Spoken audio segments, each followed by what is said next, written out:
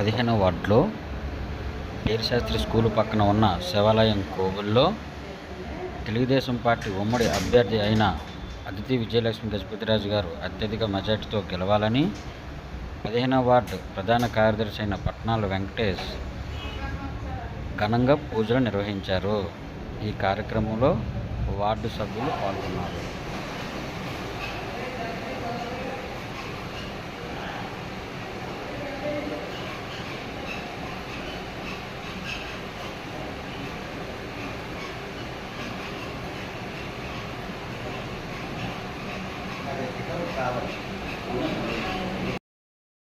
ఈరోజు విజయనగరం 15వ డివిజన్లో పేరిశాస్త్రి స్కూల్ పక్కన ఉన్న ఈశ్వరుడి కోవిల్లో Telugu Desam party, Janasena party, BJP party ఉమ్మడి అభ్యర్థి అయిన అదితి విజయలక్ష్మి గజపతిరాజు గారు అత్యధిక మెజార్టీతో గెలవాలని ప్రత్యేక పూజలు నిర్వహించడం జరిగింది.